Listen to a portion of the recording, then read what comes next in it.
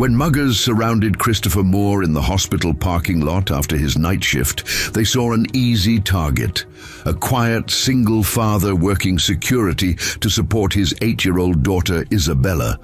What they didn't know was that this soft-spoken man was a former Army hand-to-hand combat instructor whose gentle demeanor concealed years of military training that had turned his hands into weapons and his mind into a tactical computer. Tonight, when local gang members threatened not just him but his daughter's safety at school, Christopher's hidden past would explode into the present in ways that would shock everyone who thought they knew him, revealing that sometimes the most ordinary-looking person can possess the most extraordinary and dangerous capabilities.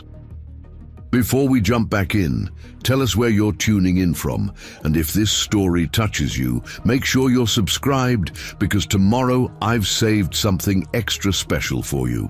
The fluorescent lights of Community Medical Center cast long shadows across the empty corridors as Christopher Moore adjusted his security badge for the third time that evening. His weathered hands, calloused from years of physical work, moved with practiced precision as he checked the radio clipped to his belt. The midnight shift at the hospital had become routine over the past 2 years, but something felt different tonight.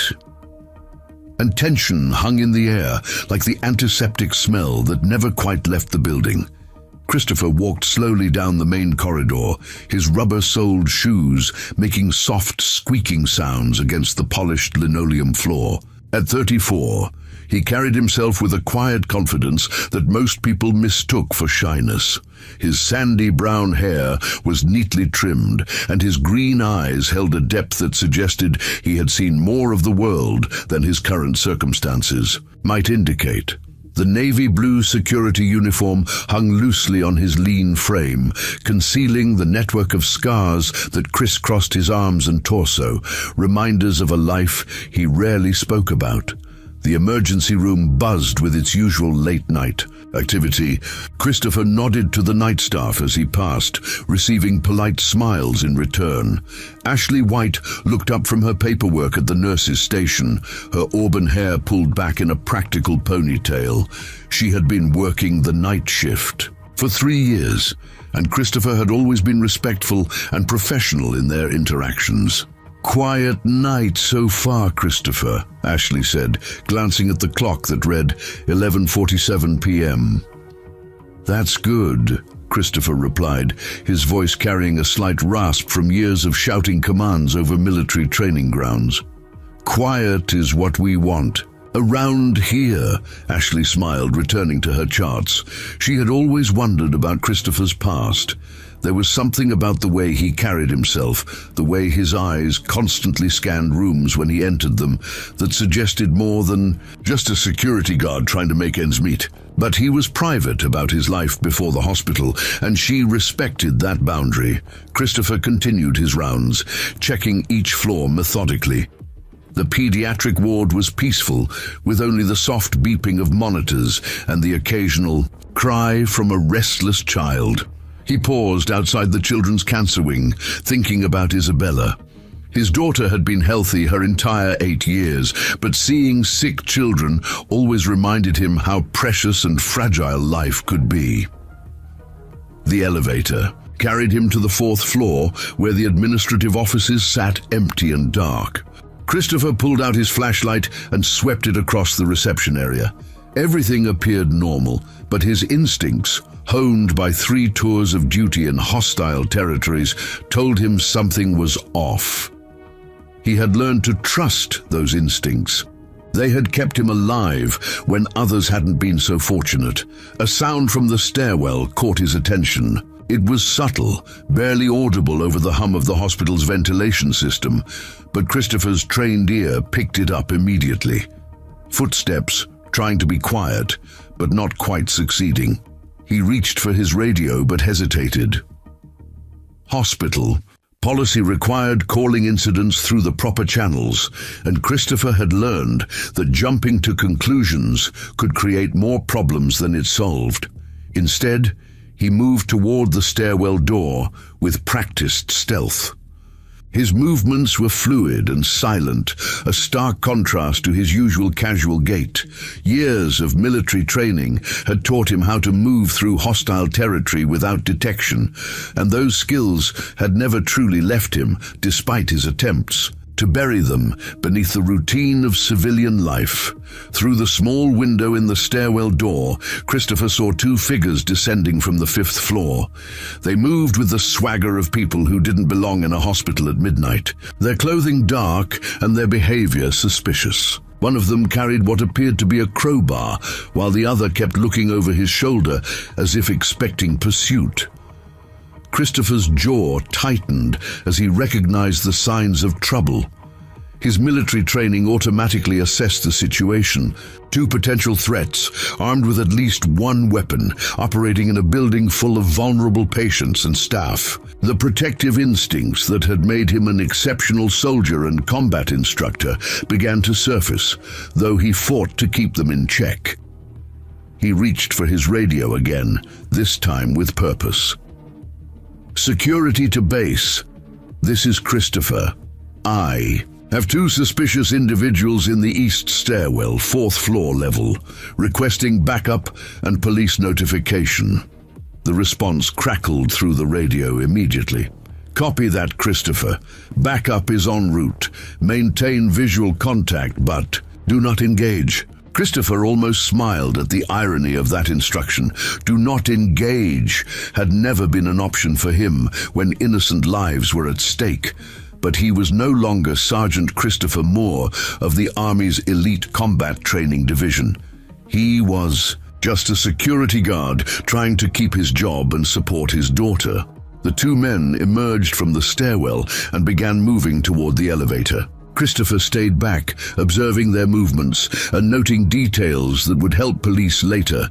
The one with the crowbar was tall and thin, probably in his early 20s, with nervous energy that suggested either drugs or inexperience. The other was shorter but stockier, moving with more confidence and purpose. They pressed the elevator button, and Christopher realized they were heading down, possibly toward the emergency room where Ashley and the other night staff were working. His protective instincts flared again, and he found himself moving closer despite his training and hospital policy. The elevator arrived with a soft ding, and the two men stepped inside. Christopher caught a glimpse of their faces in the elevator's fluorescent light, young, hard, with the look of people who had made violence a way of life. As the doors closed, he heard one of them laugh, a cold sound that made Christopher's hands clench involuntarily into fists. He took the stairs, moving quickly but quietly down to the ground floor. His radio crackled again. Christopher, back up. Is 2 minutes out. What's your location? Ground floor, following suspects toward the ER, Christopher replied, his voice steady despite the adrenaline beginning to course through his system. Negative, Christopher. Maintain distance and wait for backup. Christopher ignored the instruction. Through the stairwell door, he could see the two men approaching the nurse's station where Ashley sat alone, focused on her paperwork. The shorter man was saying something to his companion, gesturing toward the station with obvious intent. Every instinct Christopher had developed over years of protecting others screamed at him to act. These weren't soldiers in a foreign battlefield. They were predators, targeting innocent people in a place of healing. The distinction meant nothing to the part of him that had been trained to neutralize threats and protect the vulnerable.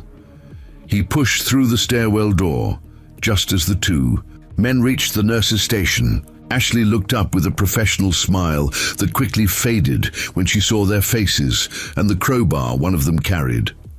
"Excuse me, gentlemen, visiting hours ended at 9, Ashley said, her voice steady, but her eyes showing the first hint of concern. The man with the crowbar grinned, revealing yellowed teeth. "We're not here to visit anyone, sweetheart. We're here to make a withdrawal." Ashley's hand moved toward the phone, but the shorter man was quicker, reaching across the counter to grab her wrist. "I don't think so, lady. Just open the drug cabinet and nobody gets hurt." Christopher felt something shift inside him, like a switch being flipped. The quiet security guard facade began to crack, revealing glimpses of the warrior beneath. His breathing became more controlled, his stance more balanced, his eyes more focused. For the first time in 2 years, Sergeant Christopher Moore was beginning to surface. "Let her go," Christopher said, his voice carrying a new authority that made both men turn to look at him. The man with the crowbar laughed. "Or what, Rent-A-Cop? You going to write us a ticket?" Christopher took a step closer, his hands relaxed at his sides, but positioned for quick action. "This is your last warning. Let her go and leave the hospital." The shorter man released Ashley's wrist and pulled something from his jacket, a knife with a 6-inch blade that caught the fluorescent light. Big words for a guy with nothing but a flashlight and a radio. Christopher's eyes tracked the knife, automatically calculating angles, distances, and timing. His training took over, running threat assessments and tactical options in the background of his mind. But he also thought about Isabella, sleeping peacefully in their small apartment on Elm Street, trusting her father to come home safely every morning. "Ashley," Christopher said quietly, never taking his eyes off the two men, "step back from the counter." She moved immediately, recognizing something in Christopher's voice that she had never heard before, the tone of someone who knew exactly how dangerous the situation had become and was prepared to handle it. The man with the knife took a step toward Christopher, the blade held low and ready. "You should have minded your own business, security guard." Christopher's response was barely above a whisper, but it carried the weight of years of combat experience. "This is my business." In the distance, the sound of sirens began to grow louder, but Christopher knew they wouldn't arrive in time to prevent whatever was about to happen. The two men heard the sirens too, and their desperation was evident in their increasingly aggressive postures. The man with the crowbar moved toward Ashley again, while his companion kept the knife trained on Christopher. They were making a critical mistake, underestimating the man they thought was just another minimum-wage security guard. Christopher's military training assessed the situation one final time. 2 armed threats, innocent civilian in immediate danger, backup still minutes away. There was only one logical conclusion. It was time to stop being Christopher Moore, the security guard, and remember how to be Sergeant Moore, the combat instructor. The transformation began in his eyes, a subtle shift that would have been recognizable to anyone who had served in combat. The quiet father and dedicated employee was still there, but underneath, something much more dangerous was waking up. Telling and preparing this story took us a lot of time, so if you are enjoying it, subscribe to our channel. It means a lot to us. Now, back to the story. The transformation that had begun in Christopher's eyes now spread through his entire body. His shoulders squared, his stance widened slightly, and his breathing became measured and controlled. The man with the knife sensed the change immediately, his own posture shifting from confident aggression to wary uncertainty. "You don't want to do this," Christopher said, his voice carrying a new edge that cut through the sterile hospital air. The shorter man with the knife sneered, but there was hesitation in his movements now. Big talk from a guy who's about to get carved up. Behind them, the man with the crowbar had moved closer to Ashley, who had backed against the wall of medical supplies. Her training as a nurse had taught her to remain calm in emergencies, but this situation was far beyond anything she had encountered during her years at Community Medical Center. Christopher's tactical mind calculated distances and angles with automatic precision. 6 feet to the knife wielder, another 4 feet to reach Ashley's attacker. The knife was being held incorrectly, amateur grip, too much wrist exposed. The crowbar posed a greater threat due to its reach, but the wielder was telegraphing his nervousness through constant shifting of weight from foot to foot. "Last chance," Christopher said, taking a half-step forward. "Walk away now, and this ends quietly." The man with the knife made his decision with a wild lunge forward, the blade aimed at Christopher's chest. What happened next lasted less than 3 seconds, but would replay in Ashley's memory for years to come. Christopher moved with fluid precision that seemed to slow time itself. He sidestepped the knife thrust while simultaneously grabbing the attacker's wrist with his left hand and driving his right elbow into the man's solar plexus. The knife clattered to the floor as its owner doubled over, gasping for air. Before the man could recover, Christopher's knee came up to meet his descending face, and the first attacker crumpled to the linoleum unconscious. The man with the crowbar had barely processed what he had witnessed when Christopher was already moving toward him. Years of combat training had taught Christopher that hesitation in battle meant death, and those lessons guided his actions now. "Stay back!" the crowbar wielder shouted, swinging wildly at Christopher's head. Christopher ducked under the swing and stepped inside the weapon's arc, where it became useless. His right hand shot out in a palm strike that connected with the man's sternum, sending him stumbling backward into a crash cart. Medical supplies scattered across the floor as the man struggled to regain his balance. The crowbar fell from nerveless fingers as Christopher followed up with a controlled strike to the attacker's throat. Not enough to cause permanent damage, but sufficient to drop him to his knees, clutching his neck and fighting for breath. In less than 10 seconds, both attackers were neutralized. Christopher stood over them, breathing normally, his hands hanging loosely at his sides as if nothing extraordinary had occurred. But Ashley had seen the truth. This quiet security guard possessed skills that belonged in a very different world than community medical center. "Christopher," Ashley whispered, staring at him with wide eyes. "What just happened? How did you—" The sound of multiple vehicles arriving outside interrupted her question. Police sirens, ambulance engines, and the distinctive rumble of the hospital's security van all converged in the emergency room parking lot. Within moments, the automatic doors burst open as uniformed officers rushed inside, followed by Tom O'Brien, the senior security guard, and 2 paramedics. Detective Rachel Thompson was the first officer to assess the scene. A 20-year veteran of the Indianapolis Police Department, she had responded to countless hospital incidents, but the sight that greeted her was unusual. 2 suspects were down and apparently unconscious, while the security guard and nurse appeared unharmed but shaken. "What's the situation here?" Detective Thompson asked, her hand resting on her service weapon as she scanned for additional threats. Christopher had already returned to his civilian demeanor, the warrior persona submerging beneath the surface once again.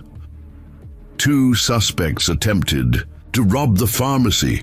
They threatened Nurse White with weapons, a knife and crowbar. I intervened to protect her safety. Detective Thompson looked from the unconscious attackers to Christopher, noting the absence of any visible injuries on the security guard. "You took down both of them yourself?" "They weren't professionals," Christopher replied simply. "More desperate than dangerous."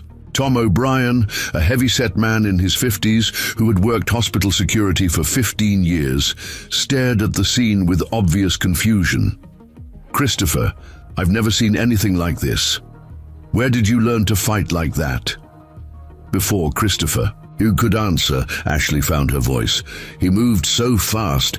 I've never seen anyone move like that outside of movies." It was like he knew exactly what they were going to do before they did it. Detective Thompson's experienced eyes studied Christopher more carefully. She had seen enough combat veterans to recognize certain tells, the way he stood, the controlled breathing, the constant environmental awareness that never quite shut off. "Mr. Moore, do you have military experience?" Christopher hesitated for a moment, considering his answer. "I served in the army for 8 years, infantry." It was the truth, but far from the complete truth. Sergeant Christopher Moore had been much more than infantry. He had been part of an elite training cadre that prepared special operations soldiers for close-quarters combat in hostile environments. His hands had been registered weapons, his tactical knowledge had been classified, and his kill count had been something he tried never to think about. The paramedics were checking the two attackers, confirming that they were unconscious but stable. The man who had wielded the knife was beginning to stir, mumbling incoherently as consciousness slowly returned. His companion remained motionless, though his breathing was steady and strong. "We'll need statements from both of you, Detective," Thompson said, pulling out her notebook. "But first, I want to understand exactly what happened here." Ashley stepped forward, her professional composure returning as the immediate danger passed. "I was working on patient charts when these two men approached the nurses' station. They demanded access to the pharmacy and threatened me when I refused. One of them grabbed my wrist, and that's when Christopher intervened." "They were armed?" Detective Thompson asked. "The tall one had a crowbar, the shorter one had a knife. When Christopher told them to leave, they became aggressive. The one with the knife attacked first." Detective Thompson turned to Christopher. "Walk me through your response step by step." Christopher's account was precise and factual, delivered in the clipped tones that Ashley was beginning to recognize as his military training showing through. He described the attackers' positions, their weapons, the threat to Ashley, and his decision to engage.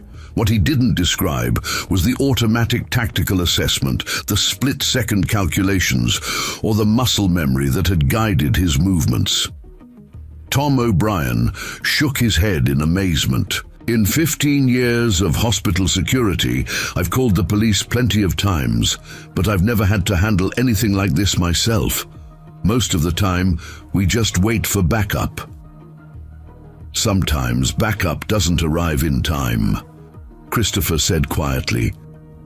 Detective Thompson made notes as she spoke. "Mr. Moore, your military service, what unit were you with?" "Massachusetts 2nd Airborne Division, Fort Bragg." Again, true but incomplete. Christopher had indeed been stationed at Fort Bragg, but his work with the Combat Training Division had taken him to facilities and missions that didn't appear on standard military records. "How long have you been working at the hospital?" 2 years, 3 months. "Any previous incidents like this?" "No. Usually problems are handled by talking them out or waiting for police backup." Detective Thompson studied the two unconscious men, both of whom were now being loaded onto gurneys by the paramedics. "These two are going to need medical attention before they can be processed. Looks like you did a number on them without causing any permanent damage." Christopher nodded, though he didn't mention that causing permanent damage had been a conscious choice. His training had included techniques for neutralizing threats permanently, but he had used only enough force to end the immediate danger. "I'll need you both to come to the station tomorrow to complete your statements," Detective Thompson said. "In the meantime, we'll have additional patrols around the hospital tonight." As the police and paramedics prepared to leave with the two attackers, Ashley approached Christopher. Her earlier shock had been replaced by curiosity and something that might have been admiration. "Christopher, I need to ask you something," she said, keeping her voice low so the others couldn't hear. "What you did back there, that wasn't just basic military training, was it?" Christopher met her eyes, seeing intelligence and genuine concern rather than idle curiosity. Ashley was a good person, someone who had always treated him with respect and kindness. She deserved an honest answer, even if it couldn't be a complete one. "I had specialized training," he said carefully. "Combat situations require different skills than most people learn." "Specialized how?" Christopher was quiet for a long moment, weighing how much to reveal. "I taught hand-to-hand combat to other soldiers. It was my job to make sure they could protect themselves and their units in close-quarter situations." Ashley's eyes widened slightly as the implications sank in. "You were an instructor? Teaching other soldiers how to fight?" "Yes. And you've been working here for 2 years, checking doors and walking empty hallways." It's honest work. It supports my daughter. Ashley looked around the emergency room, where normal activity was slowly resuming as the police finished their work. Christopher, you could probably get a job with private security, maybe corporate protection. The pay would be much better. I like quiet jobs, Christopher replied. I've had enough excitement to last a lifetime. Tom O'Brien approached them, still shaking his head in disbelief. Christopher, I've been meaning to ask you about your background since you started working here. Tonight explains a lot about why you're so good at this job. What do you mean? The way you move through the building, how you notice things other people miss, the way you can spot trouble before it starts. I always figured you had some kind of police or military background. Christopher smiled slightly. You notice a lot yourself, Tom. 20 years as a city cop before I came here, but what you did tonight, that was something else entirely. The last of the police officers were preparing to leave when Detective Thompson returned to speak with Christopher privately. Mr. Moore, I want you to know that your actions tonight prevented what could have been a very serious situation. Hospital robberies often escalate into violence against staff and patients. I was just doing my job. No, you were doing much more than that. Most security guards would have waited for backup, which would have been the smart thing to do. What made you decide to engage? Christopher glanced toward Ashley, who was speaking with one of the paramedics about the medical evaluation of the two attackers. She was in immediate danger. Waiting wasn't an option. Detective Thompson followed his gaze and nodded with understanding. I see. Well, your military training certainly came in handy tonight. It's not something I like to use, but you're glad you had it when you needed it. Christopher considered this. Yes, I suppose I am. After the police left and the hospital returned to its normal nighttime routine, Christopher and Ashley found themselves alone in the break room, each trying to process what had happened. Ashley poured coffee for both of them, her hands still slightly unsteady from the adrenaline. I keep thinking about how quickly it all happened, she said, sitting across from Christopher at the small table. 1 minute I was working on charts. The next minute you were... I don't even know how to describe it. Combat situations happen fast. Training helps you react without thinking. Is that what it was like when you were in the army? Christopher sipped his coffee, considering how to answer. Sometimes. Different environments, different threats, but the principles are the same. Do you miss it? The question caught Christopher off guard. It was something he had asked himself many times over the past 2 years, usually late at night when Isabella was sleeping and the apartment felt too quiet. I miss the certainty, he said finally.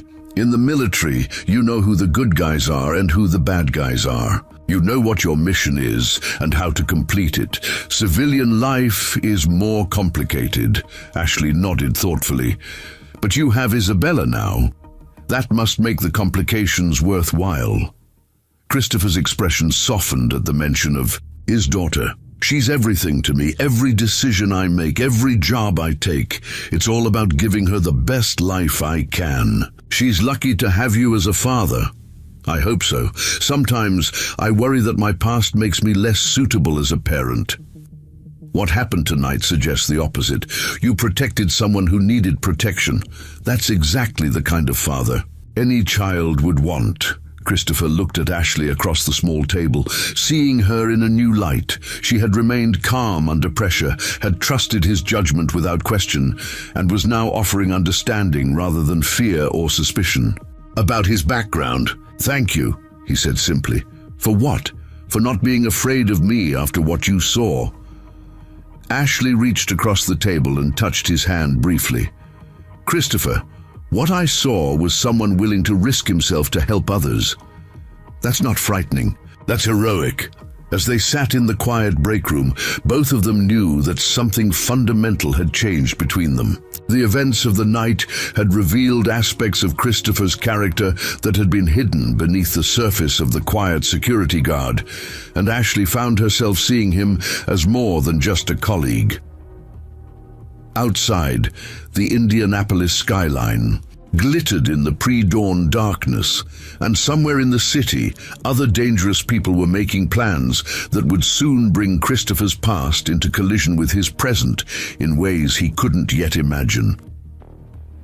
3 days after the hospital incident, Christopher sat in the cramped office of 24/7 Security Solutions, facing his supervisor, Jake Wilson, across a desk cluttered with incident reports and coffee-stained paperwork. The morning sun streamed through dirty Venetian blinds, casting alternating strips of light and shadow across Wilson's weathered face. "Christopher, I've got the police report right here," Wilson said, tapping a manila folder with his index finger. "Detective Thompson called me personally to discuss what happened at Community Medical Center." Christopher remained silent, his hands folded in his lap as he waited for whatever was coming next. He had expected this conversation, though he wasn't entirely sure what direction it would take. 2 armed suspects, both neutralized, no injuries to hospital staff or patients. Wilson continued reading from the report. "The detective was very complimentary about your actions, but she also had some questions about your background." "What kind of questions?" Wilson leaned back in his chair, which squeaked in protest. "The kind that make me realize I don't know nearly enough about the guy I've had walking hospital corridors for the past 2 years. She mentioned specialized military training." Christopher chose his words carefully. "I served 8 years in the Army. I included that information on my employment application." "Yeah, you did. What you didn't include was that you were some kind of combat instructor who could take down armed attackers like they were children. You never asked for specifics about my military service."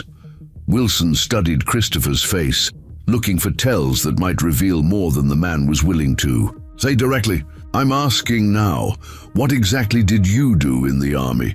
Christopher had prepared for this question, knowing it would come eventually. "I was an instructor at the Army Combative School at Fort Benning. I taught hand-to-hand combat techniques to infantry soldiers and special operations personnel." The admission hung in the air between them. Wilson's eyebrows rose slightly as he processed the implications. "Special operations personnel," Wilson repeated slowly. "Like Rangers, Green Berets?" "Among others," Wilson whistled softly. "And now you're working hospital security for $12 an hour. It's steady work with benefits. My daughter needs stability." "Christopher, do you have any idea what someone with your qualifications could make in executive protection? Corporate security? I've got contacts who would pay you 3 times what you're making here." Christopher shook his head. "I appreciate the thought, but I'm not interested in that kind of work anymore." "Why not?" "Because that kind of work follows you home." Wilson seemed to understand something in Christopher's tone that warned against pushing further. Instead, he opened another folder on his desk. "Well, whether you want it or not, your situation may be changing. The hospital administrator, Dr. Amanda Clark, has requested that you be assigned permanently to the night shift at Community Medical Center. She's also authorized a pay increase." Christopher frowned. "I haven't asked for any special treatment." "Apparently you don't need to ask.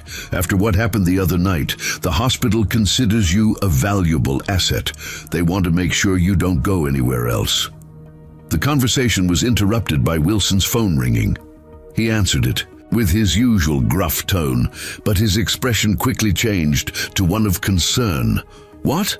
When? Is anyone hurt?" Wilson asked, grabbing a pen to take notes. "Yeah, I understand. We'll handle it." He hung up and looked at Christopher with a grim expression. "That was Community Medical Center. There's been another incident." Christopher felt his stomach tighten. "What kind of incident?" "Someone threw a brick through the window of the pharmacy around 3 this morning. Night security found a note attached to it." "What did the note say?" Wilson consulted his hastily scrawled notes. "Tell your security guard that Richard Taylor doesn't forget. This isn't over. The name hit Christopher like a physical blow. Richard Taylor, the man Detective Thompson had mentioned, was the suspected, leader of a local gang involved in drug trafficking and robbery. The same man whose associates Christopher had neutralized 3 nights ago. Christopher, do you recognize that name? Detective Thompson mentioned it during my statement. Apparently the 2 men I stopped work for him. Wilson leaned forward, his expression serious. This changes things. If this Taylor character is targeting you specifically, then you're not just a security guard who happened to be in the right place at the right time. You're a target. Christopher's mind was already shifting into tactical mode, assessing threats and calculating protective measures. His primary concern wasn't for himself. He had faced worse enemies in more dangerous situations. His concern was for Isabella. I need to make a phone call, Christopher said, standing up. To who? My daughter's school. Wilson nodded grimly. Good thinking. I'll call Detective Thompson and let her know about the threat. Christopher stepped outside the security office and dialed Madison Elementary School. The morning air was crisp, carrying the scent of autumn leaves and the distant sound of traffic from the nearby interstate. Madison Elementary, this is Mrs. Coleman, came the cheerful voice of the school secretary. Mrs. Coleman, this is Christopher Moore, Isabella Moore's. Father, I need to speak with Principal Martinez about a security concern. 1 moment, please. While he waited, Christopher scanned the parking lot and surrounding area with automatic vigilance. His military training had taught him that threats could come from anywhere at any time, and that preparation was the difference between survival and catastrophe. Mr. Moore, this is Principal Martinez. Mrs. Coleman mentioned a security concern. Christopher explained the situation carefully, providing enough detail to convey the seriousness without causing panic. Principal Martinez listened without interruption, asking only a few clarifying questions. We take threats against our students and their families very seriously, Principal Martinez said. I'll make sure our office staff and teachers are aware to watch for any suspicious activity around Isabella. We'll also coordinate with the school resource officer. I appreciate that. I may need to adjust her pickup arrangements for the next few days. Of course, just let us know what you need. After ending the call, Christopher stood in the parking lot for several minutes, thinking through his options. Richard Taylor had made this personal by threatening him directly, which meant the gang leader knew his name and probably his address. That information could have come from the 2 men who had been arrested or from other sources. His phone buzzed with a text message. From Ashley. Heard about the pharmacy window. Are you okay? Christopher typed back. I'm fine, working late tonight. We'll call you later. He didn't mention that he wouldn't be working his regular security rounds. Instead, he would be conducting reconnaissance on Richard Taylor and his associates, using skills he had hoped never to need again. That afternoon, Christopher picked up Isabella from school early, telling her teacher that they had a family appointment. As they walked to his aging Honda Civic, Isabella chattered about her day, oblivious to the tension that had taken hold of her father's life. Daddy, why are you looking around so much? Isabella asked as Christopher buckled her seatbelt. Just checking traffic, sweetheart. You always check traffic, but today you're checking it more. Christopher smiled despite his concerns. Isabella was observant, a trait she had inherited from him, along with her mother's dark hair and expressive eyes. You're right. Daddy's just being extra careful today. Is something wrong? Christopher considered how much to tell her. Isabella was mature for her 8 years, but she was still a child who deserved to feel safe and protected. Some people at work are having problems, and I want to make sure those problems don't affect our family. Isabella nodded solemnly. Like when Tommy's dad lost his job and they had to move? Something like that. They drove to Christopher's mother's house in a quiet residential neighborhood 15 minutes from their apartment.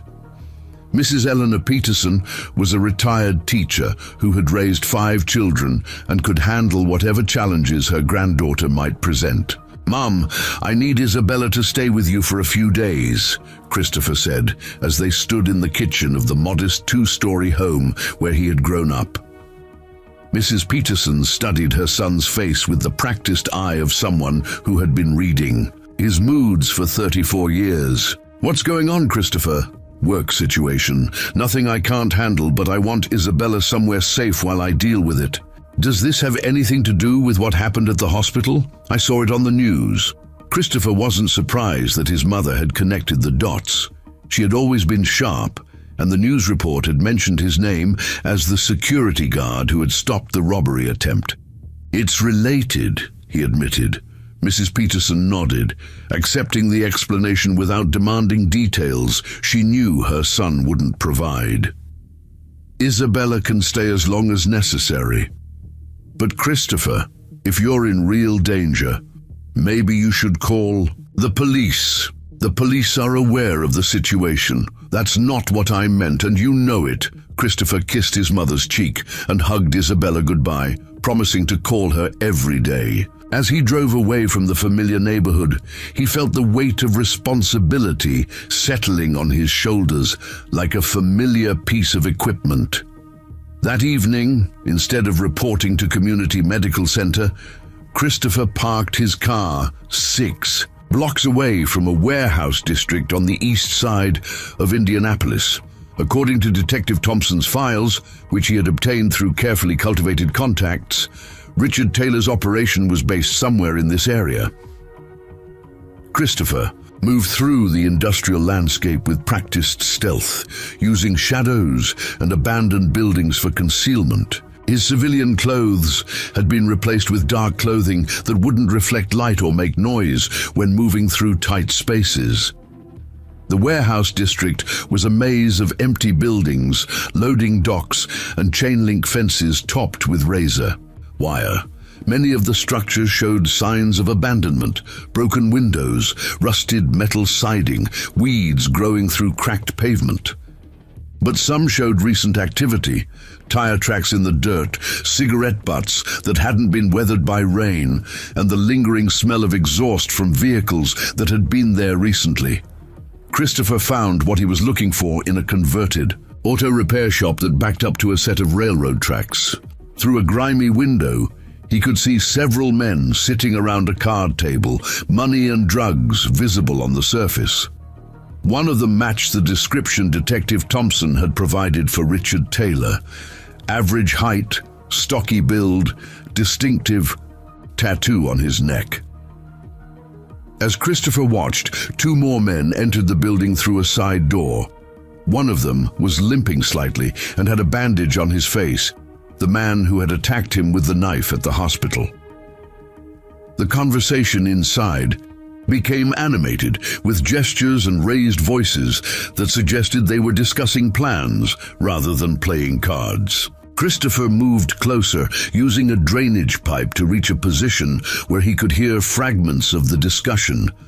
"Security guard thinks he's some kind of hero. Find out where he lives.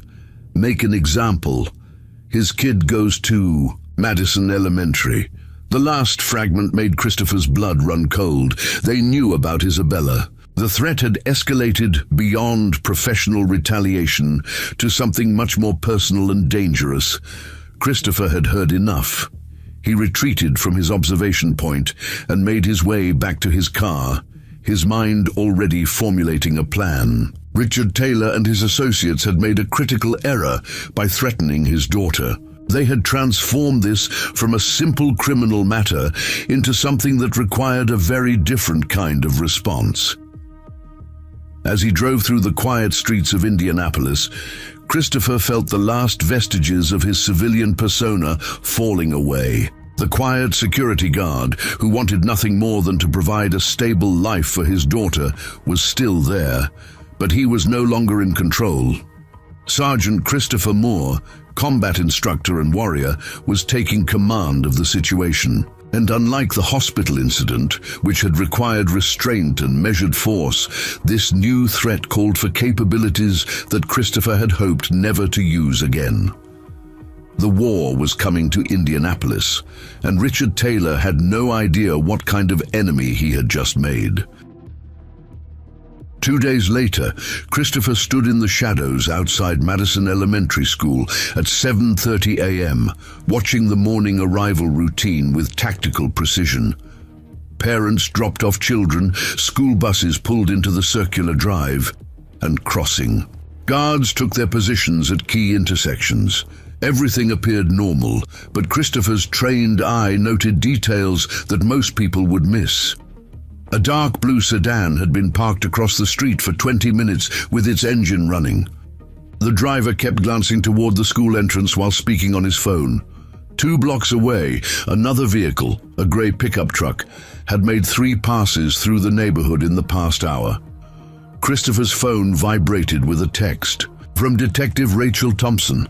Can you meet me at Pete's Cafe in 1 hour?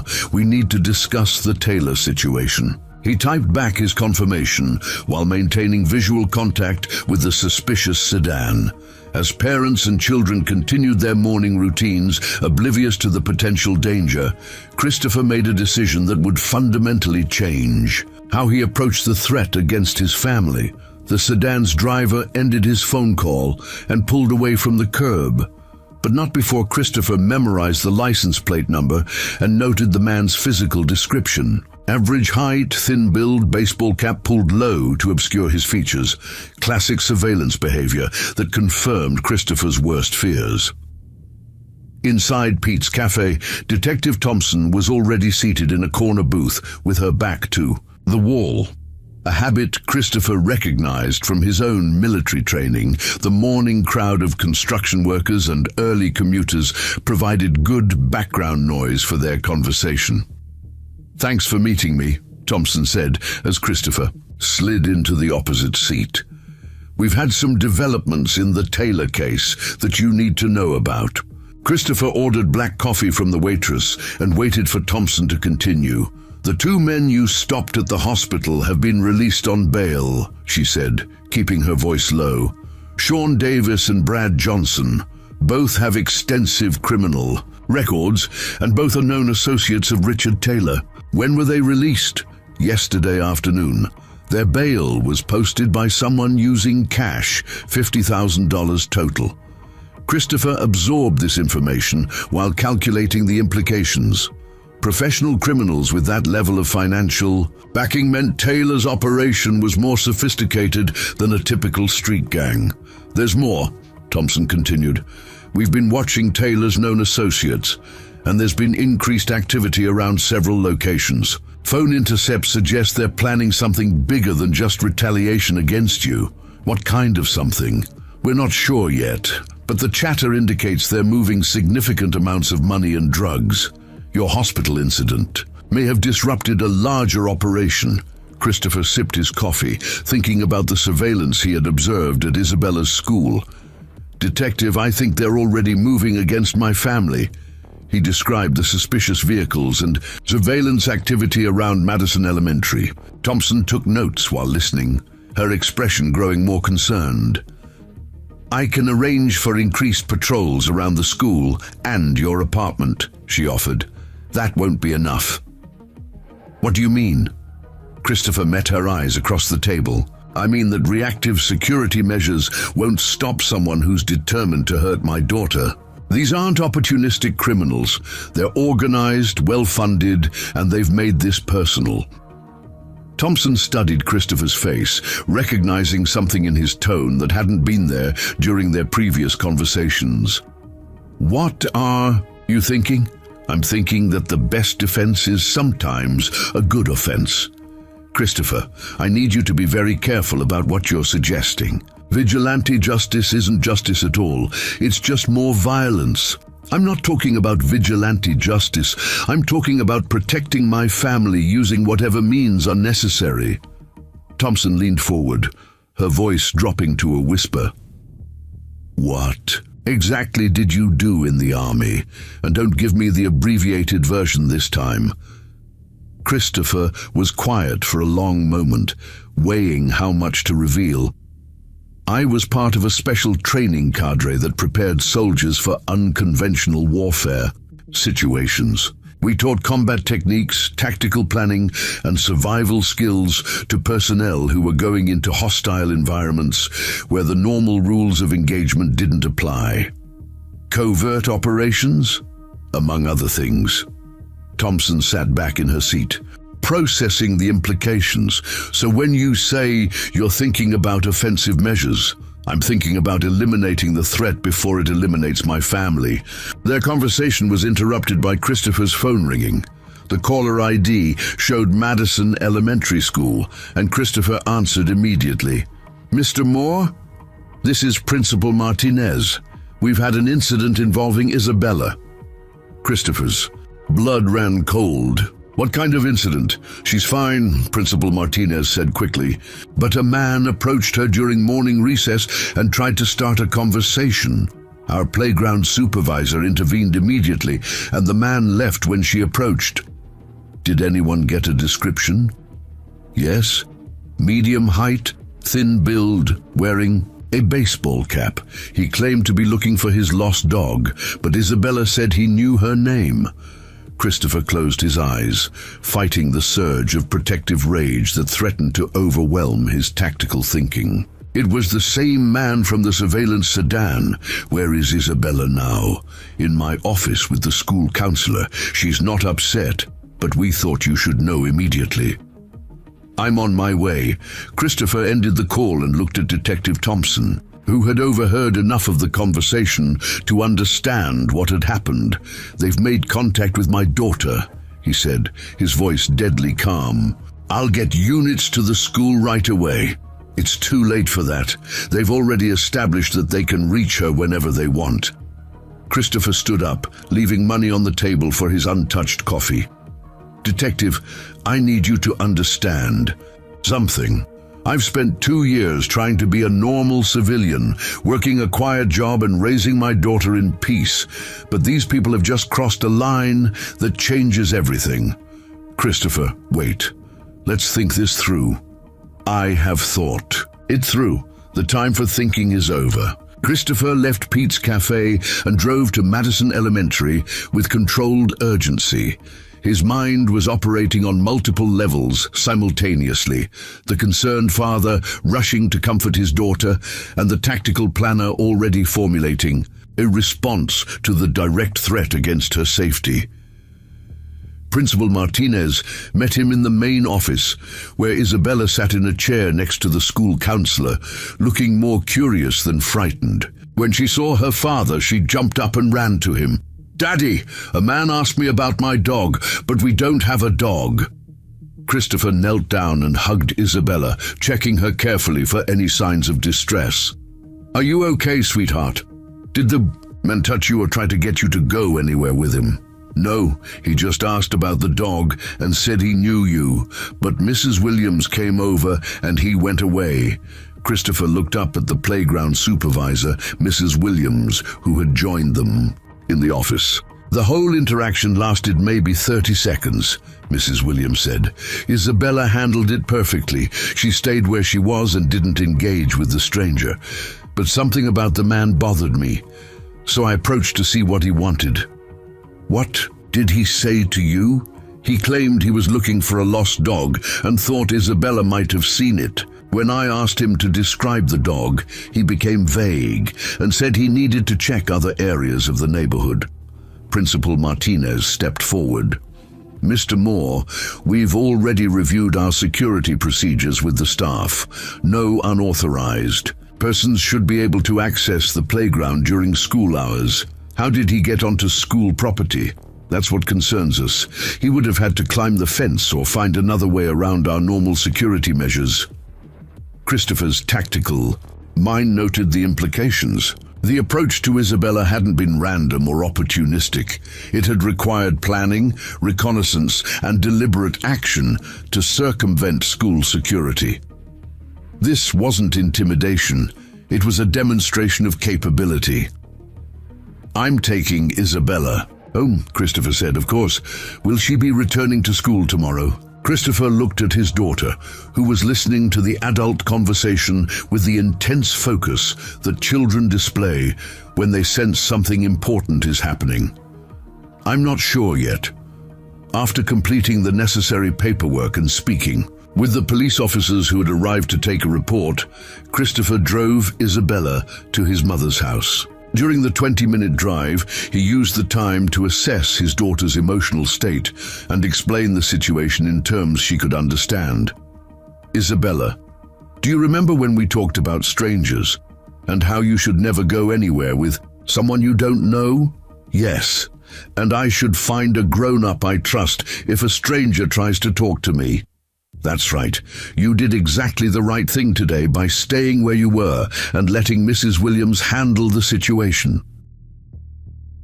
Isabella was quiet for a moment, processing this information. "Daddy, is someone trying to hurt us?" The question hit Christopher like a physical blow. He had hoped to shield her from the reality of their situation, but Isabella was too intelligent to be fooled by vague explanations.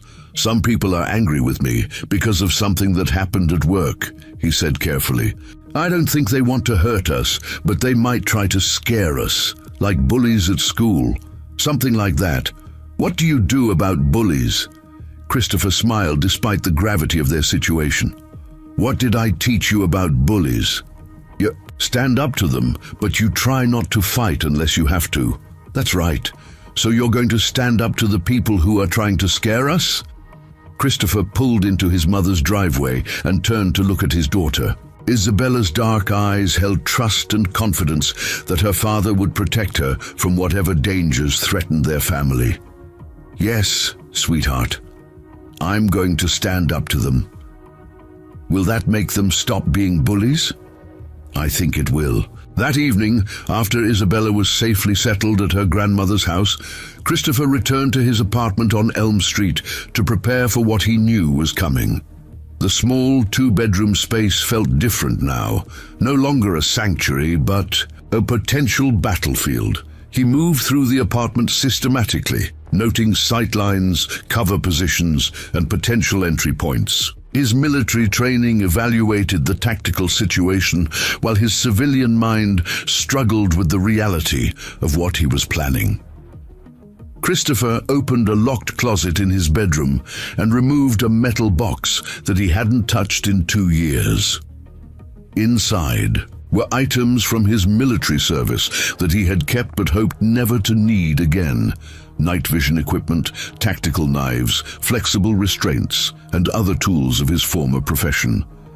As he prepared the equipment and planned his approach to Richard Taylor's operation, Christopher felt the last remnants of his civilian identity falling away. The quiet security guard who wanted nothing more than a peaceful life with his daughter was gone, replaced by the warrior who had trained elite soldiers and survived multiple combat deployments. Tomorrow night, Richard Taylor and his associates would discover what it meant to threaten the family of someone who had spent 8 years learning how to eliminate threats efficiently and permanently. The hunter was about to become the hunted. At 11:47 p.m., Christopher moved through the warehouse, district like a shadow, his dark clothing and tactical gear rendering him nearly invisible in the industrial landscape. 3 nights of reconnaissance had provided him with detailed intelligence about Richard Taylor's operation, guard rotations, entry points, security measures, and the location of key personnel. The converted auto repair shop sat in darkness, except for 2 windows showing dim light from the back office. Christopher's night vision equipment revealed 2 sentries posted outside, one smoking a cigarette near the main entrance, the other leaning against a chain-link fence while talking on his phone. Both were armed with handguns tucked into their waistbands, but neither was maintaining proper security protocols. Christopher approached from the railroad tracks behind the building, using abandoned rail cars for concealment. His military training had taught him that most security failures occurred from overlooking obvious approach routes, and criminal organizations rarely invested in proper perimeter defense. The rear of the building had a loading dock with a roll-up door that was secured by a simple padlock. Christopher examined the lock mechanism with a small penlight, determining that it could be defeated in less than 30 seconds with the proper tools. However, his tactical assessment suggested a different approach would be more effective. Moving along the building's eastern wall, Christopher found what he was looking for: a ventilation grate approximately 8 feet above ground level. The vent provided access to the building's interior without triggering whatever alarm systems might be protecting the doors and windows. Christopher scaled the wall using techniques he had taught to special operations personnel, his movements fluid and silent. The ventilation grate was secured with 4 screws that had been painted over multiple times, indicating they hadn't been removed in years. Using a multi-tool from his kit, Christopher carefully loosened each screw until the grate could be lifted. Away! The ventilation shaft was narrow but navigable, designed to carry air from the building's heating system to the exterior.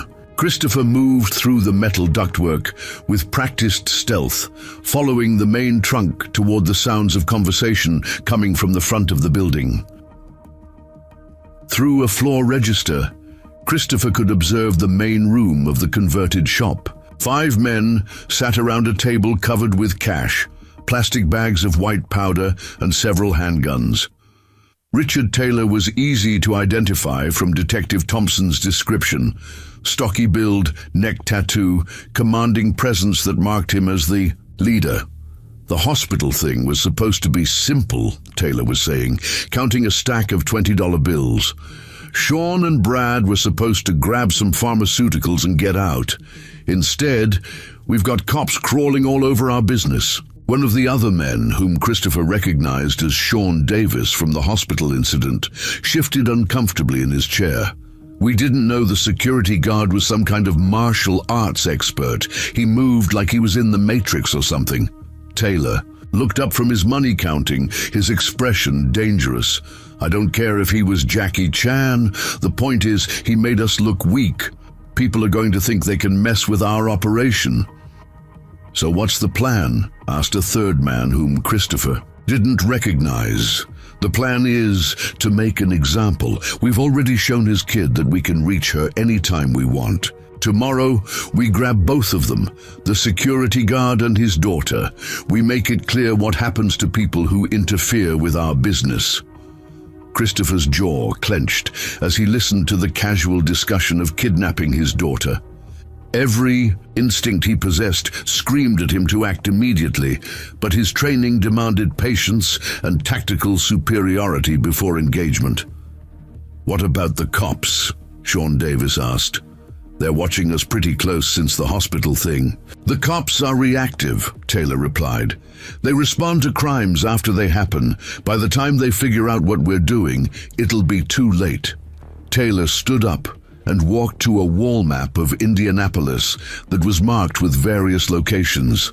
We've identified the security guard's apartment, his kid's school, his mother's house where the kid is staying now. We've got surveillance on all of them. Christopher memorized the marked locations on the map, noting that Taylor's intelligence was accurate and comprehensive. The gang leader had invested significant resources in learning about Christopher's family and routines. Here's how it's going to work, Taylor continued, pointing to different locations on the map. Tomorrow morning, we grab the kid when she's walking from the house to the school bus. Clean, simple, no witnesses. Then we use her to draw out the security guard. And then what? Asked another gang member. Then we show everyone in this neighborhood what happens when you mess with Richard Taylor. Christopher had heard enough. The immediate threat to Isabella required action, but his tactical training demanded that he neutralize the entire operation rather than just the visible threat. Half measures would leave his family vulnerable to future retaliation. Moving back through the ventilation system, Christopher positioned himself above the building's electrical panel, which was located in a utility closet adjacent to the main room. Using a small explosive charge designed for breaching operations, he disabled the building's main power supply. The lights went out instantly, plunging the building into complete darkness. Christopher heard chairs scraping and raised voices as the gang members reacted to the sudden blackout. What the hell happened to the lights? Check the breaker box. Somebody get some flashlights. Christopher dropped through a ceiling tile into the utility closet, landing silently in the darkness. His night vision equipment gave him a decisive advantage as he moved toward the main room where the gang members were fumbling with flashlights and cell phone lights. The first target was the man closest to the weapons on the table. Christopher approached from behind, using a sleeper hold that rendered the man unconscious in seconds. The technique, refined through years of training special operations personnel, was silent and effective. "Tony, where'd you go?" one of the others called out. Christopher was already moving toward his next target, a thin man who was trying to use his cell phone's flashlight to navigate toward the exit. A precise strike to the base of the skull dropped him without a sound. "I don't like this," Sean Davis said, his voice betraying growing panic. "Something's wrong here." "Shut up and find the damn breaker box," Taylor commanded, though his own voice carried an edge of concern. Christopher allowed them to find a working flashlight, using the beam to locate his remaining targets. When one of the gang members finally managed to produce a steady light source, Christopher was ready. Moving with the fluid precision that had made him one of the Army's most effective combat instructors, Christopher struck 3 more targets in rapid succession. Each engagement lasted less than 5 seconds, using techniques designed to neutralize threats while minimizing permanent injury. Within 2 minutes, only Richard Taylor remained conscious, standing in the middle of the room with a flashlight in one hand and a pistol in the other, trying to locate an enemy he couldn't see. "I know you're in here," Taylor called out, his voice echoing in the darkness.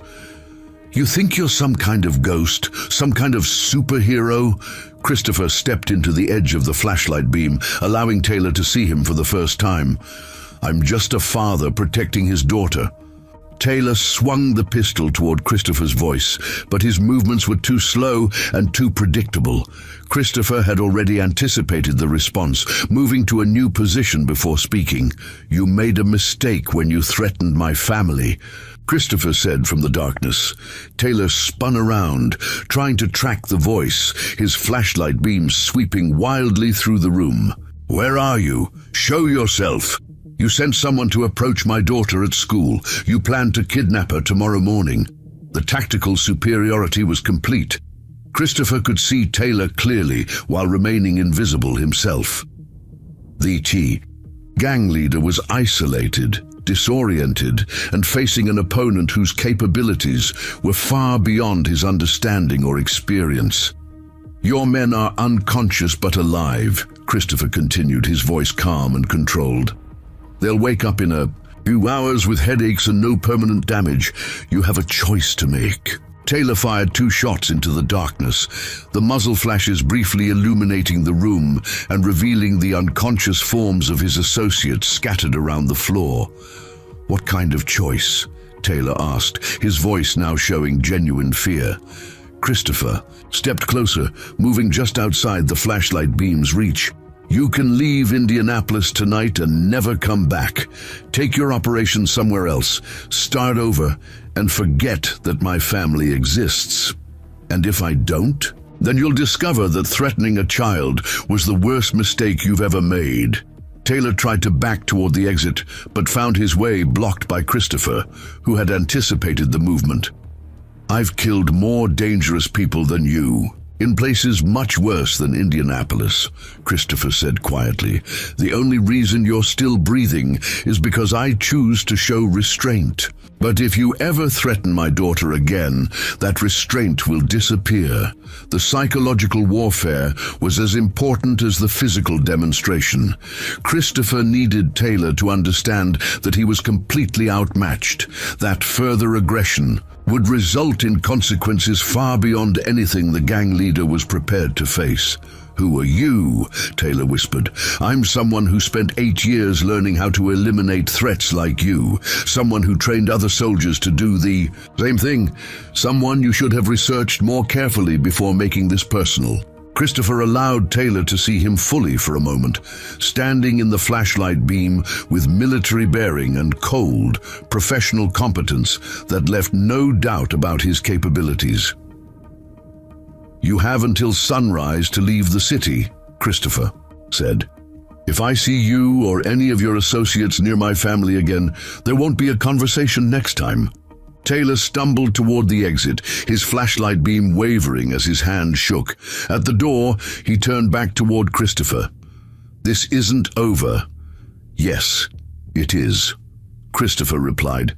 "You just don't understand that yet." After Taylor disappeared into the night, Christopher surveyed the unconscious gang members and the evidence of their criminal operation. He used cable ties from his tactical kit to secure each man's hands, then placed an anonymous call to Detective Thompson's direct line. "Thompson, Detective, this is Christopher Moore. You'll find 5 suspects and evidence of a major drug operation at the auto repair shop on Railway Street. They're unconscious but unharmed." "Christopher, what did you do?" "I protected my family. Are you hurt? Do you need medical attention?" "I'm fine. The threat to my daughter has been neutralized." Christopher ended the call and disappeared into the Indianapolis night, leaving behind a scene that would puzzle investigators and send a clear message to anyone else who might consider threatening his family. The quiet security guard was gone forever, was gone, replaced by something much more dangerous and far more protective. The following morning, Christopher sat in Detective Thompson's office at the Indianapolis Police 15th Precinct, facing questions about the previous night's events. Through the window, he could see news vans gathering in the parking lot as word spread about the major drug bust at the warehouse district. 5 suspects in custody, 2 kilograms of cocaine, $40,000 in cash, and enough weapons to supply a small army, Detective Thompson said, reading from the arrest report. All of them claiming they were attacked by some kind of ninja. Christopher remained silent, his hands folded calmly in his lap. The interesting thing is, none of them have any serious injuries. Concussions, yes, bruises, certainly, but nothing that suggests the kind of violence you'd expect from a gang war or territorial dispute. "I'm glad no one was seriously hurt," Christopher said. Thompson leaned back in her chair, studying Christopher's face. "The forensics team found something interesting at the scene. Traces of military-grade breaching explosive on the electrical panel. The kind of stuff that's not available to civilian contractors. Is that significant?" "It's significant because it suggests whoever did this had access to specialized military equipment and the training to use it properly." Their conversation was interrupted by a knock on the office door.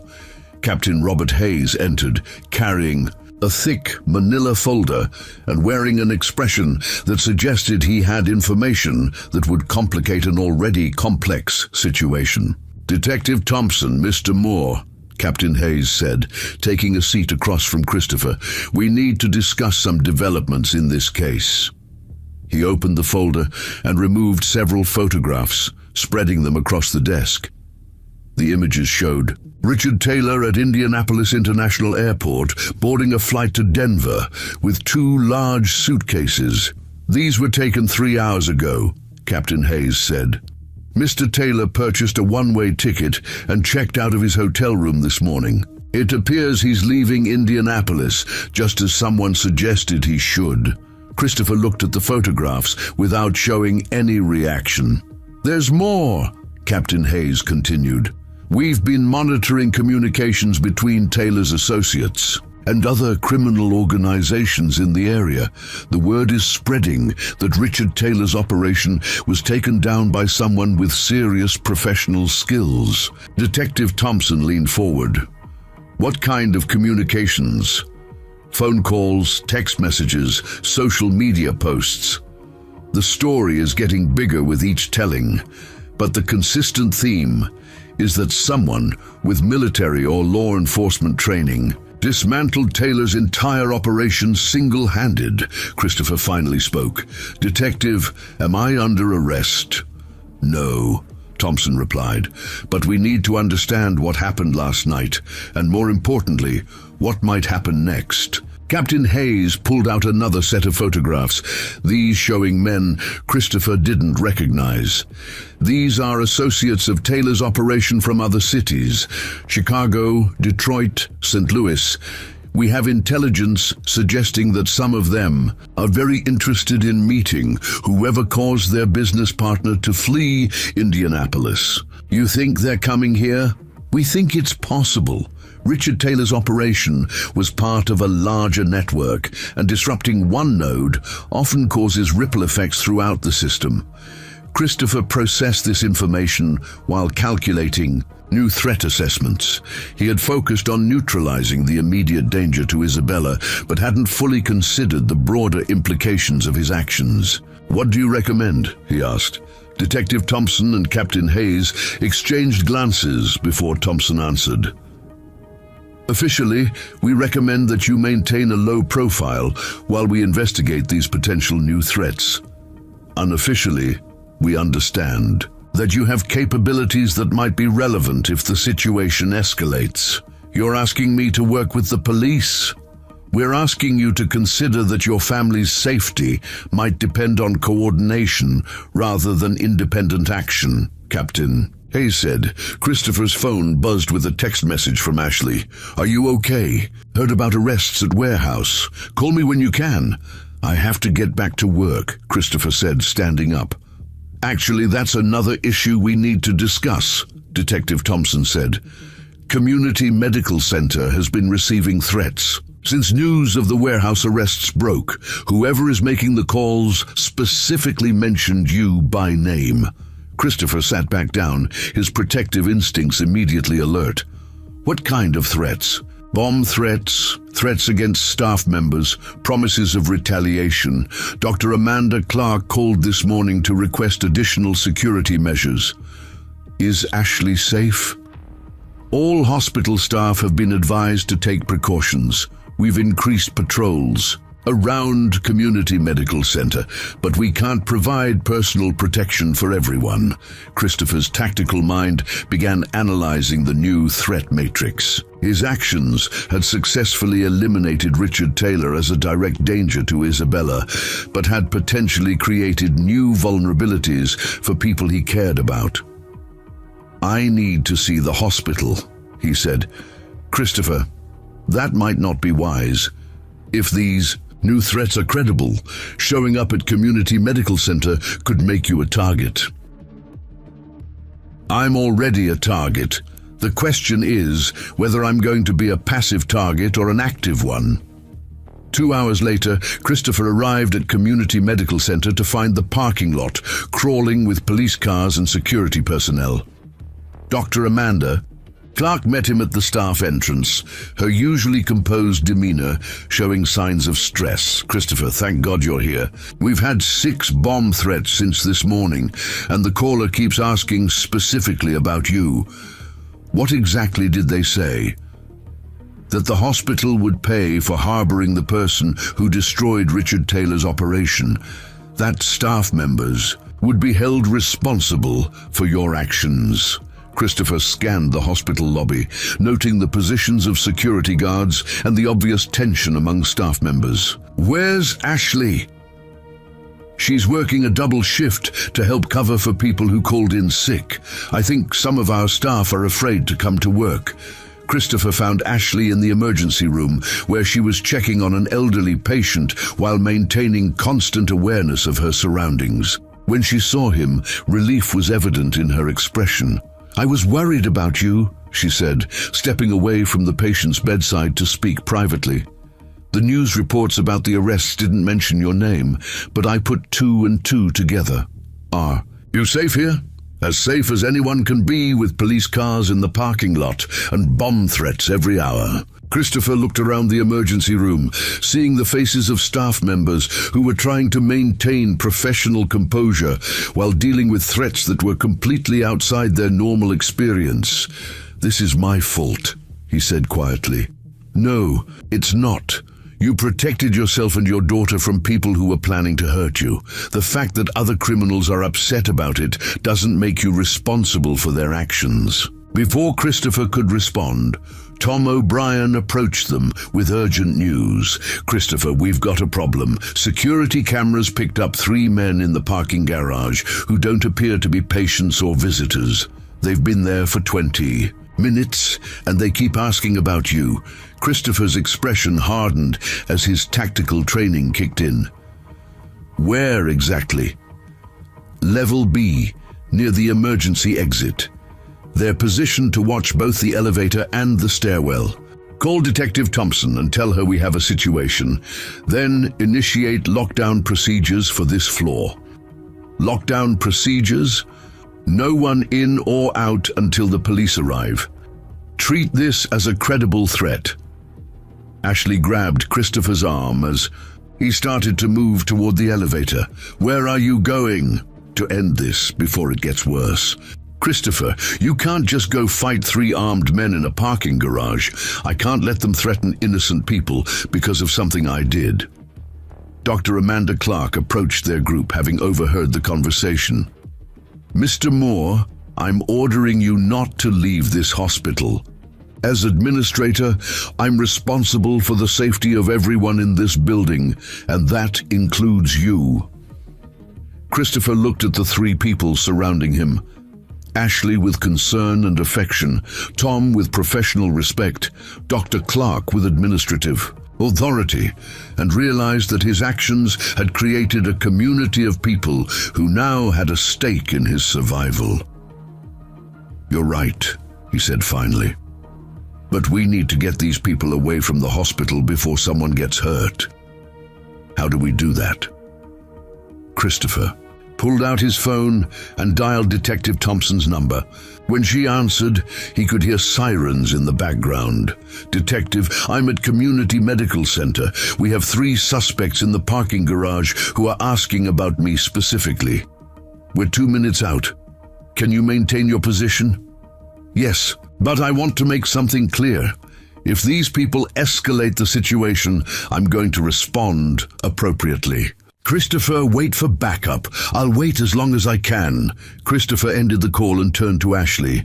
"I need you to make sure the emergency room staff are ready for potential casualties, not from me, but from whatever happens when the police confront these people. What do you think is going to happen? I think people who make bomb threats against hospitals aren't planning to surrender quietly." As if to confirm his prediction, the building's fire alarm system activated, sending piercing sounds through every corridor. Emergency lighting activated automatically, and the hospital's public address system crackled to life. "Attention all, staff and patients. This is a security alert. Please remain in your current locations until further notice." Through the windows facing the parking garage, Christopher could see police cars arriving with lights flashing, but no sirens. The tactical response team was trying to contain the situation without causing panic among patients and staff. "They're going to try to use the chaos to get into the building," Christopher said, more to himself than to the others. "How do you know that?" "Because it's what I would do." The lights went out suddenly, plunging the emergency room into the red glow of emergency lighting. Christopher realized that the 3 men in the parking garage had been a distraction while others infiltrated the hospital's infrastructure. "This isn't random," he said, his voice carrying the authority of someone who understood tactical operations. "Someone planned this." Ashley moved closer to him in the dimmed lighting. "What do we do?" Christopher looked around the emergency room, seeing staff members and patients who were depending on him to make decisions that would keep them safe. The quiet security guard, who had wanted nothing more than a peaceful life, was gone forever, replaced by someone who understood that sometimes protecting innocent people required decisive action. "We defend this place," he said simply. Outside, the sound of gunfire erupted from the parking garage, followed by shouted commands from police officers. The battle for Community Medical Center had begun, and Christopher knew that everything he had learned about warfare was about to be tested in defense of the people he had come to care about.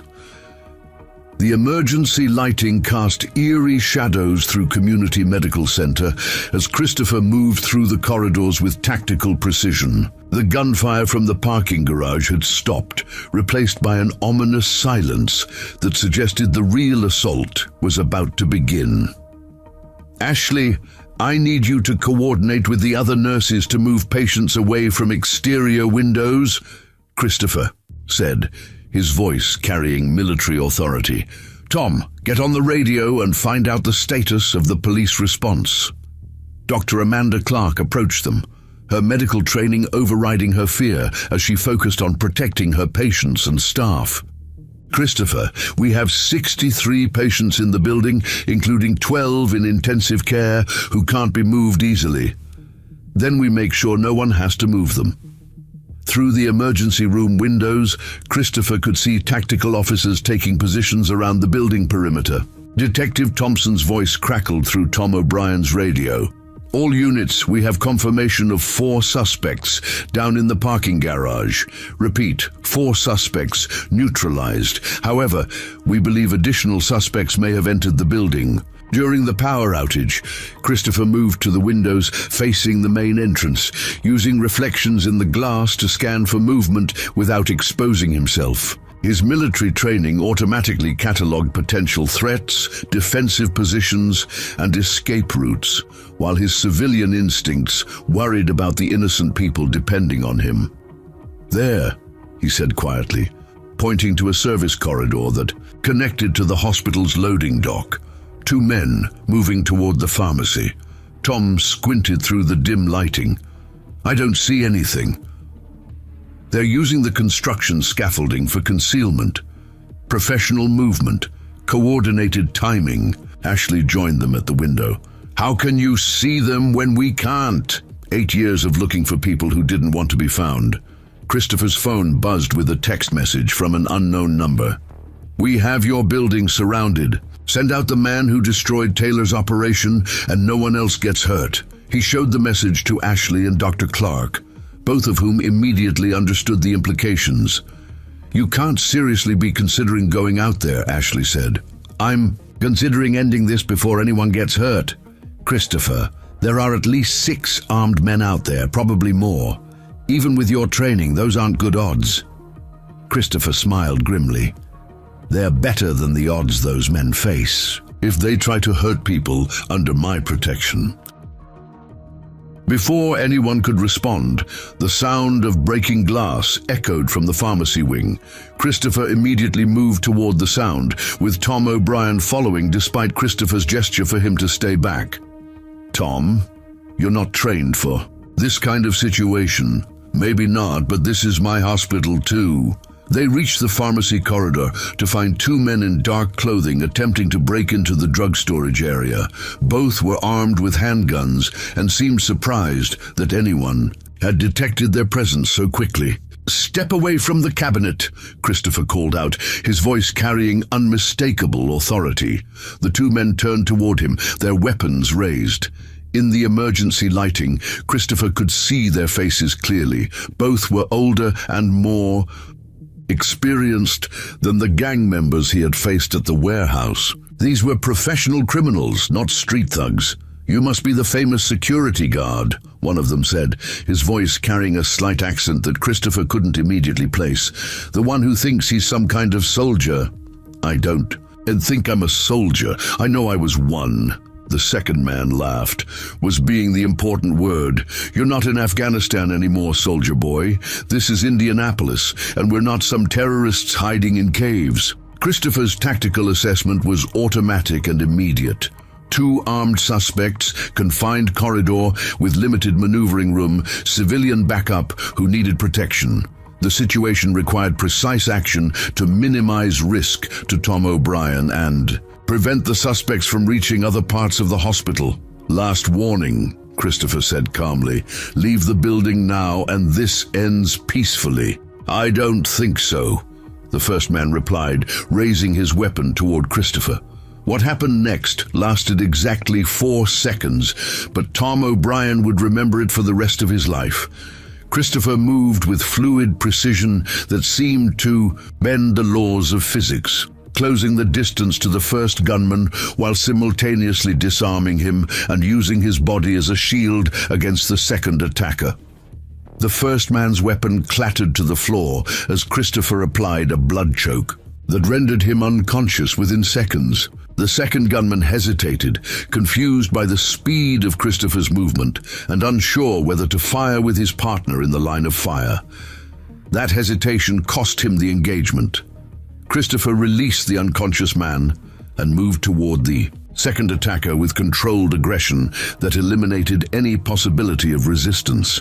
A precise strike to the wrist disarmed the gunman, followed by a palm strike to the solar plexus that dropped him to his knees. "Cable ties," Christopher said to Tom, who was staring at the scene with obvious amazement. "What? Do you have cable ties or restraints? We need to secure these 2 before they wake up." Tom fumbled through his security equipment, producing plastic zip ties that Christopher used to restrain both unconscious men. The entire engagement had been resolved without a single shot being fired and without any injuries to hospital staff. "How did you do that?" Tom asked, as they dragged the 2 men into a supply closet. Training and practice, lots of both. Christopher's radio crackled with Detective Thompson's voice. "All units, we have reports of additional suspects entering the building through the service entrance, requesting immediate backup for hospital security." "Detective, this is Christopher. I've neutralized 2 suspects in the pharmacy wing. They're secured and unconscious." "Christopher, what's your status? Are you injured?" "I'm fine, but there are more of them in the building." As if to confirm his statement, the sound of footsteps echoed from the main corridor, followed by voices speaking in hushed tones. Christopher motioned for Tom to remain with the restrained suspects while he moved to investigate. Through the emergency room doors, Christopher could see 3 more figures moving through the lobby area. These men were different from the previous attackers, larger, more heavily armed, and moving with military precision that suggested professional training. Christopher retreated to the emergency room, where Ashley and Dr. Clark were coordinating the movement of patients to interior rooms, away from windows and potential lines of fire. "We have 3 more coming through the main entrance," he reported. "These ones are different, better trained, better equipped." "Different how?" Ashley asked. "They move like soldiers." Dr. Clark looked up from her patient coordination. "What does that mean for us?" "It means this isn't just about revenge anymore.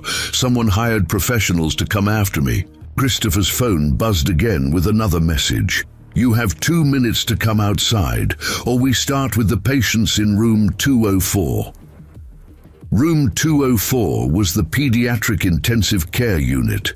Christopher felt something fundamental shift inside him as he read the message. These weren't just criminals seeking revenge. They were terrorists willing to threaten children to achieve their objectives. Every rule of engagement he had learned in the military applied to this situation. "Ashley, get Dr. Clark and evacuate everyone from the pediatric ward immediately." "Christopher, what are you going to do?" "I'm going to end this." Christopher moved through the hospital corridors with lethal purpose, his civilian restraints finally abandoned in favor of the warrior who had trained elite soldiers and survived multiple combat deployments. The 3 professional attackers had made a critical error by threatening children. They had transformed this from a criminal matter into a war. The first attacker was positioned near the elevator bank, providing overwatch while his partners moved toward the pediatric ward. Christopher approached from above, using the hospital's suspended ceiling system to gain tactical advantage. The engagement was swift and decisive. Christopher dropped from the ceiling behind the gunman, applying a sleeper hold that rendered him unconscious in seconds. The man's weapon was secured and his communications equipment disabled before his partners realized he was down. The second and third attackers were moving through the pediatric corridor when Christopher intercepted them. These men were indeed professionals, reacting quickly to his presence and attempting to establish fire superiority through coordinated movement. But Christopher's training was superior, his motivation absolute, and his tactical position advantageous. Using the hospital's layout to channel their movement, he isolated each attacker and neutralized them using techniques that were lethal in capability but controlled in application. Within 6 minutes, all 3 professional attackers were unconscious and secured, their weapons collected, and their threat to the hospital eliminated. Detective Thompson's voice echoed through the hospital's public address system. All clear. Repeat, all clear. Police have secured the building perimeter and neutralized all external threats. Christopher sat in the hospital's break room an hour later, surrounded by police officers, hospital staff, and paramedics, treating the minor injuries sustained during the confrontation. Through the windows, he could see news vans gathering as word spread about the attempted assault on Community Medical Center. Ashley sat beside him, checking a small cut on his forehead that he had sustained during the final engagement. "It's over?" she asked quietly. "This part is over," Christopher replied, "but there will probably be consequences." Detective Thompson approached their table, carrying a thick folder of arrest reports and evidence documentation. "Christopher, we need to discuss what happens next." "What do you mean?" "I mean that you've now neutralized 9 armed suspects in 3 separate incidents over the past week. Word is going to spread through criminal networks across the country about what happened here." Christopher considered the implications. "You think more people will come after me?" "I think the opposite. Professional criminals aren't stupid. They do cost-benefit analysis just like any other business. What you've demonstrated is that the cost of targeting you and your family is prohibitively high." Captain Hayes joined their conversation. "We've been in contact with federal authorities about the men you stopped tonight. 2 of them have outstanding warrants in multiple states, and the third is suspected of involvement in organized crime activities across the Midwest." "What does that mean for my family?" "It means you've done more to disrupt criminal networks in 1 week than most police departments accomplish in a year." Dr. Amanda Clark approached their group, her expression showing relief mixed with professional concern. "Christopher, I want you to know that every staff member and patient in this hospital owes you a debt of gratitude. But I also want to know if we can expect more incidents like this." Christopher looked around the break room, seeing faces of people who had become more than colleagues. They had become a community that depended on each other for protection and support. "I don't think so," he said finally. "Word will spread that Community Medical Center is protected by someone who takes that responsibility seriously." Ashley took his hand across the table. "What about Isabella? Can she come home now?" Christopher smiled, feeling a weight lifting from his shoulders that he had carried for too long. "Yes, I think it's safe for her to come home." 6 months later, Christopher stood in the same hospital corridor where the final confrontation had taken place, wearing a new uniform that identified him as Director of Security for Community Medical Center. The promotion had come with a significant salary increase and the respect of everyone who worked in the building. Isabella skipped beside him as they walked toward the exit, chattering about her day at Madison Elementary School, where she was now known as the daughter of the man who had protected the hospital. She wore the recognition with the natural confidence of a child who had never doubted that her father would keep her safe. "Daddy," Mrs. Williams asked if you could come talk. On to our class about being a soldier, Isabella said as they reached Christopher's car. What did you tell her? I told her you're not a soldier anymore, you're a protector. Christopher smiled as he buckled Isabella into her car seat. What's the difference? Soldiers fight wars in faraway places. Protectors keep people safe right here at home. As they drove through the streets of Indianapolis toward their new apartment in a safer neighborhood, Christopher reflected on the events that had transformed him from a quiet security guard trying to disappear into civilian life, into someone who had found his true calling. The warrior skills remained, but they now served a different purpose, not conquest or destruction, but protection and peace. He had learned that running from his past wasn't possible, but transforming it into something positive was. Christopher Moore was no longer hiding from who he had been. He was using those skills to become who he was meant to be, a father, a protector, and a guardian of the community that had become his family. The end. Up next, 2 more incredible stories are waiting for you right on your screen. If you enjoyed this one, you won't want to miss this. Just click to watch. And don't forget to subscribe. It would mean a lot.